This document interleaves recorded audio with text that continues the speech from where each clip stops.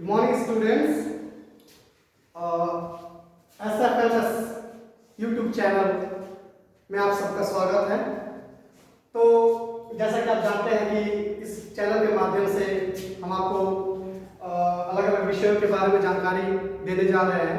वैसे ही है कि आज हम आप लोगों के सामने इंग्लिश पढ़ाने जा रहे हैं और इसमें हम लोग जिस चैप्टर के बारे में पढ़ने जा रहे हैं उसका नाम है where the mind is without fear.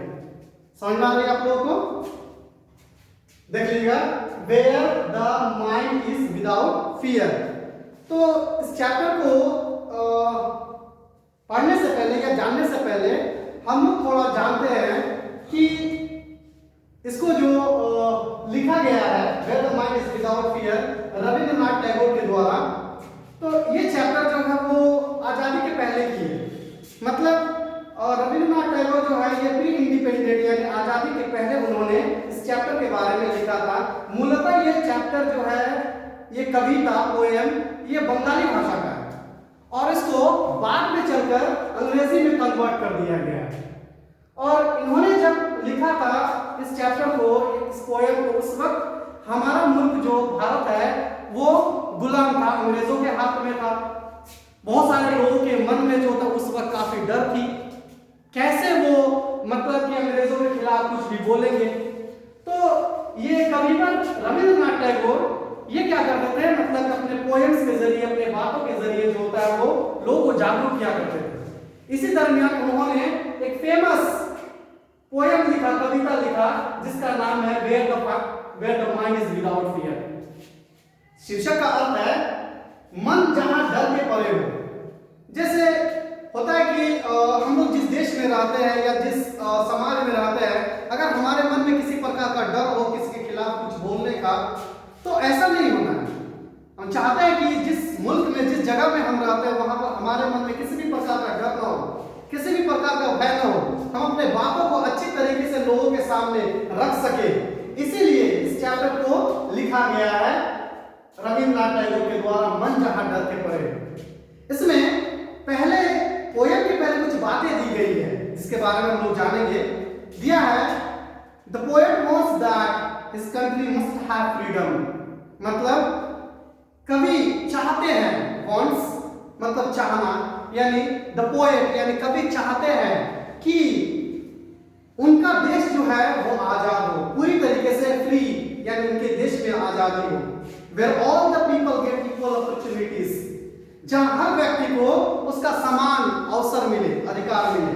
आजकल ऐसा होता है बच्चों, आपने देखा होगा अपने समाज में बहुत सारे बॉन्डिश में होता है, बहुत सारी चीजों में होता है कि हम लोगों को कैटेगराइज करते हैं और किसी को अच्छा मार्क्स देते हैं, किसी को कम देते हैं, ये अलग अलग बेस पर जो होता है हम लोग कैटेगराइज करते हैं। लेकिन कवि का कहना है कि वेयर ऑल पीपल, जहां सभी लोगों को इक्वल अपॉर्चुनिटीज मतलब समान बराबर अधिकार मिले। समझ में आ रही है आप लोगों को बातें? तो कवि चाहते हैं कि यहाँ पर उसके देश में रहने वाले सभी देशवासियों को समान अपॉर्चुनिटीज अधिकार मिले। आगे फिर वो कहते हैं and where they can express, जहां पर वो अपने आप को एक्सप्रेस मतलब व्यक्त कर सकते हैं। कैसे? फियरलेसली मतलब फियर का मतलब होता है चिंता और लेसली का मतलब होता है चिंता से मुक्त होकर, डर से मुक्त होकर वो अपने आप को जो होता है लोगों के सामने एक्सप्रेस कर सके। अक्सर हमें भी ऐसा होता है कि हम लोग अगर कहीं बड़े कोई मीटिंग्स वगैरह अटेंड करते हैं तो कभी कभी काफी घबराहट होती है कि कैसे हम अपने बात को दूसरे के समक्ष रखें। तो उनका कहना है कि कभी चाहते हैं कि इक्वल अपॉर्चुनिटीज के जरिए लोग अपने आप को लोगों के समक्ष प्रस्तुत करें। कैसे? फियरलेसली, यानी डर से मुक्त होकर, बिना डर के, निडर होकर अपने आप को दूसरे के सामने व्यक्त कर सके। और फिर कहते हैं फ्रीली एंड ट्रूथफुली, यानी आजादी से, ट्रूथफुली यानी सच्चाई पूर्वक। कैसे दूसरों के सामने अपने आप को एक्सप्रेस करना है? सच्चाई पूर्वक, आजादी से, बिना डर के, निडर होकर। इन सारे बातों के जरिए वो हम लोग को बताना चाहते हैं कि वाकई में ये तभी संभव है जब हमारा देश आजाद हो और जहां पर सबको समान अपॉर्चुनिटीज मिलेगी। तो बच्चों, यहां पर पोएम को पढ़ने से पहले हमें बहुत सारी चीजों के बारे में जानकारी मिल गई कि हम इस पोएम में वाकई में क्या पढ़ने वाले हैं। किस चीज के बारे में जानकारी मिलेगी। आगे हम लोग इस पोयम के बारे में बातचीत करेंगे, जहां पर रविन्द्रनाथ टैगोर ने बहुत अच्छी अच्छी बातों को बताया है। इस बात का अंदाजा आप स्वयं शीर्षक से और जो पाठ के पहले कुछ बातें दी है इससे पता लगा सकते हैं। आगे चलते हैं, जहां पर वो कहते हैं कविता की शुरुआत करते हैं उन्होंने। वो कविता की शुरुआत करते हैं कैसे? Where the mind is without fear. Where the mind समझ रहे हैं ना आप लोग? माइंड का मतलब होता है मस्तिष्क, मन, हमारी जो ब्रेन होता है, दिमाग, वो विदाउट यानी के बिना, परे यानी डर के परे। फियर का मतलब क्या होता है? फियर आप लोग देख रहे हैं, फियर का मतलब होता है डर, चिंता, और माइंड का मतलब होता है मस्तिष्क यानी हमारा मन। और विदाउट देख रहे हैं ना, विदाउट का अर्थ होता है के परे या के बिना, ठीक है? यानी हमारा मन जो है डर के बिना हो, हम अपने बातों को डर से नहीं बल्कि निडर होकर प्रस्तुत करें दूसरे के सामने। कहता है where the mind is without fear and the head is held high. ऐसा होता है कि जब हम किसी के सामने डरते नहीं हो तभी हमारी जो मतलब हमारा जो गर्दन होता है या हमारी जो सिर होता है वो ऊंचे होता है। इसलिए where the mind is without fear and the head is held high, जहां डर, मन जो है डर के परे हो और जहां सिर ऊंची हो। where knowledge is free, knowledge आपको पता है, knowledge का अर्थ होता है ज्ञान। नॉलेज का अर्थ होता है क्या? ज्ञान। आजकल ऐसा होता है ना कि हर चीज में मतलब आप देख रहे हैं कि पैसा, रुपया, धन, उसमें होता है कि कोई भी चीज हम लोगों को खरीदना हो, जैसे स्कूल वगैरह में भी आप लोग पढ़ते हैं तो उसके बदले में आपको मोटी फी वगैरह जो देना पड़ता है, पर वो नहीं, वैसा नहीं होना है। कबीर का कहना होता है, जिस वक्त उन्होंने लिखा है, जिस अंग्रेजी समाज में उन्होंने लिखा है आजादी के पहले, वो कहते हैं जहां नॉलेज, ज्ञान जो है वो क्या हो? फ्री हो, आजाद हो, आजादी से हम किसी को ज्ञान दे सके। जैसे उस वक्त रविंद्रनाथ टैगोर के बातों के ऊपर बहुत सारे बयान लगे हुए थे। रविंद्रनाथ टैगोर ने जिस समय ये कविता लिखी थी उस समय और भी लेखक वगैरह अपने अपने कहानियों के जरिए लोगों को जागरूक कर रहे थे। उनमें उल्लेखनीय नाम है जैसे प्रेमचंद, उन्होंने लिखा था सोजे वतन, जिसके लिए उन पर बैन लगा दी गई, उन्होंने अपना नाम ही बदल दिया जिससे कारण। तो वहां पर कहते ऐसा नहीं होना है कि हम अपने ज्ञान को जो होता है डर के या छिपा कर दे सके, नहीं, ऐसा नहीं, जहां ज्ञान आजादी से दूसरे के सामने प्रस्तुत कर सके। और इसके बाद where the world has not been broken up into fragments by narrow domestic walls। आप लोग देखिए, ये बहुत बड़ी बात है। जहां दुनिया, नैरो का मतलब होता है संकीर्ण, डोमेस्टिक वॉल्स यानी घरेलू जो दीवारें हैं। आपने देखा कि वो कहता है कि जैसे God made the country, man made the town. ईश्वर ने देश बनाया, लोगों ने शहरें बना दी। कैसे? जैसे मतलब कि ईश्वर के सामने, और एक तरफ से बात की जाए, ये चैप्टर जो होता है ना वो ईश्वर को समर्पित करके ही उन्होंने कहा, और एक तरीके से ये प्रेयर है। वो कहते हैं कि where the world has not been broken, जहां दुनिया जो होता है broken up यानी वो टूटी हुई नहीं होनी चाहिए, छोटे छोटे टुकड़ों में, जैसे कोई जात से, कोई धर्म से, कोई रंग से, कोई रूप से, इस तरीके से, कोई अमीर से, कोई गरीबी से, इन रूपों में खंडित होकर अलग अलग छोटे छोटे टुकड़ों में नहीं बटा होना चाहिए। वो क्या होना चाहिए? एकदम साफ होना चाहिए, बराबर होनी चाहिए। इसलिए उन्होंने कहा है क्या? Where the world has not been broken up, जहां दुनिया छोटे छोटे टुकड़ों में बटे हुए न हो, छोटे छोटे अंशों में, हिस्सों में बटे हुए न हो। फिर से कहा है उन्होंने, where words come from the depth of truth। आजकल तो ऐसे होता है ना कि हम लोग सच बोलने से भी घबराते हैं, सच आती ही नहीं है, पता ना हमारे बातों से दूसरा कोई जो होता है ना किस हद तक वो मतलब कि खुश होता है या फिर नहीं होता है। तो इसलिए वो उन्होंने कहा है कि जहां where the words come from, जहां से शब्द आए, जहां शब्द आए कहां से?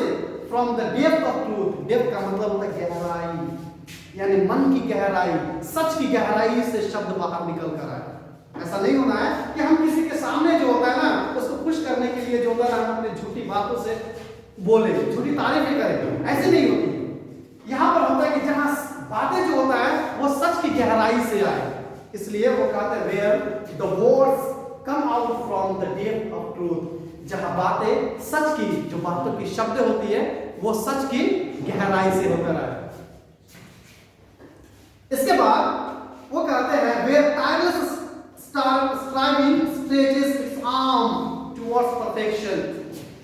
टायरलेस काफी बढ़िया शब्द है। टायर का मतलब होता है आपका जैसे थक जाते हैं, और टायरलेस का मतलब होता है कि अथक, मतलब कोई व्यक्ति थकता नहीं है। जैसे किसी की बाहें जो होता है ना, बिना थके हुए किसी का इंतजार कर रहे होते हैं कि हम उस चीज को जो होता है ना अपने बाहों में ले लें, तो वो बाहें, वो आर्म्स, वो बाजुए जो बिना थके हुए जो होता है ना फैलाए गए हैं दूसरे को अपने ओर खींचने के लिए। इसलिए उन्होंने कहा है, क्या बड़ी अच्छी बात उन्होंने कहा है कि where tireless striving stretches its arm towards perfection, यानी पूर्णता की ओर अपने बाहों को जो होता है खोलकर अथक रूप से, यानी बिना थके हुए किसी का इंतजार कर रहे हैं। आप लोग को समझ में आ रही है? तो इतना जो पोयम है, आप देख सकते हैं कि इस पोयम के जरिए जो होता है कभी कितनी अच्छी अच्छी बातों को बताया कवि रविंद्रनाथ टैगोर ने। और बाकी का जो कुछ बातें आप लोगों को बताने जा रहे हैं, यहाँ तक समझ में आ गई आप लोगों को? किसी प्रकार की दिक्कत नहीं ना? चलिए हम लोग जहां तक पढ़े हैं वहां तक दोहराएंगे। पढ़ने में दिक्कत होगी, शब्द को जो होता है प्रोनाउंस करने में दिक्कत होगी, तो इन बातों को, इन शब्दों को हम लोग फिर से दोहराएंगे। चलिए मेरे साथ दोहराइएगा आप लोग। Where the mind is without fear, where the mind is without fear and the heart and the head is held high, and the head is held high, where knowledge is free, क्या है? Where knowledge is free, where the world has not been broken up, where the world has not been broken up into fragments। ध्यान से देखिए, fragments by narrow domestic walls। ध्यान दीजिएगा, by narrow domestic walls, पूरा पढ़ेंगे। where the world has not been broken up into fragments by narrow domestic walls, where words come from the depth of truth, where words come out from the depth of truth, where tireless striving stretches its arm towards perfection। समझ में आ गया आप लोगों को? तो इतना जो lines आप लोगों को पढ़ाए गए हैं, जो पैराग्राफ, उसको अच्छे तरीके से आप लोग याद कीजिएगा। और आप लोगों के जानकारी के लिए जो वर्ड है जिसमें आप लोगों को दिक्कत महसूस होगी, नीचे दिए गए हैं उसका वर्ड्स मीनिंग, अपना टेक्स्ट बुक निकाल कर आप ध्यान से उसको देखिएगा और उसको याद करके आइएगा। तो आज का होमवर्क आपका है कि जितना पढ़ाया गया है वो जो होमवर्क में ध्यान देंगे, जो पैराग्राफ यानी स्टेंजा, फर्स्ट स्टेंजा को नहीं ऐसे